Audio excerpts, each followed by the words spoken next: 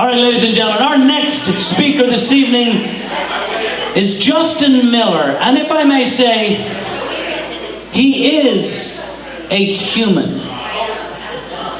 And he studied microbiology in college. He's currently earning his master's degree in economics of international development.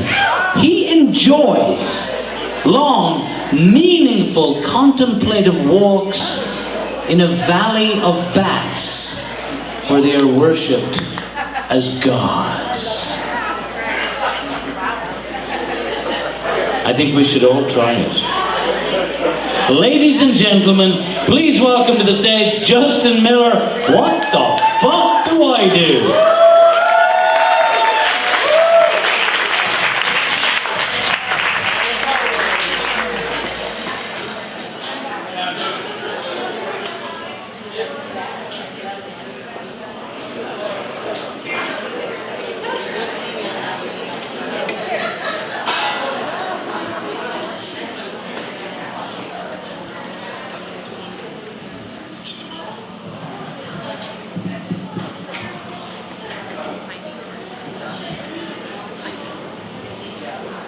So first, what I'm going to let you do is just ruminate on this photo, all right? It's ridiculous. It makes me laugh, and that's why I put it up here. Even more ridiculous is this is a real photo that I took that I convinced people on the internet is AI. And they even fought amongst themselves to prove it was AI.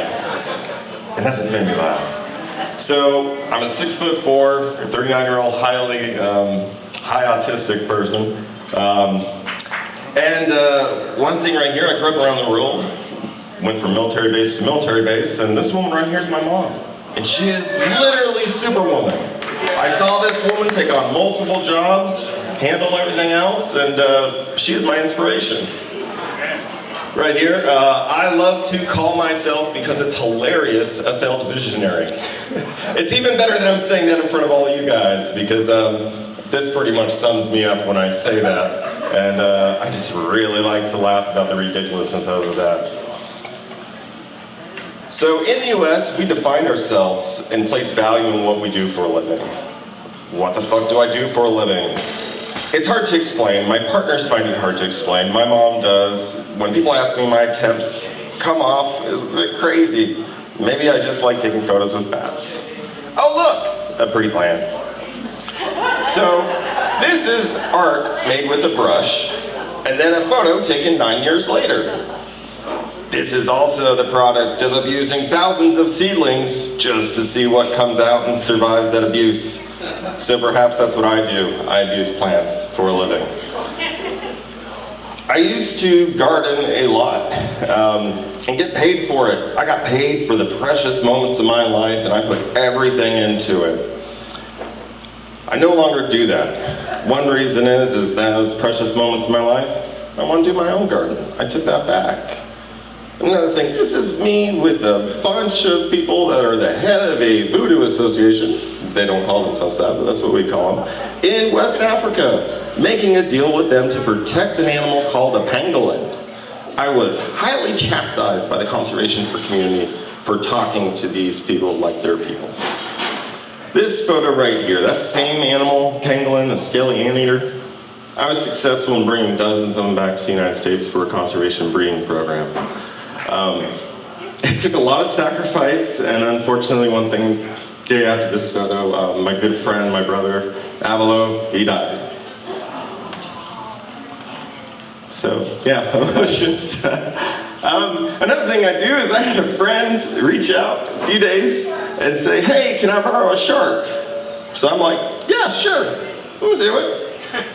Day of, hurricane's coming. He's doing it for some filming for Nat Geo, and we literally stacking up everything we could because the hurricane was coming in a few hours.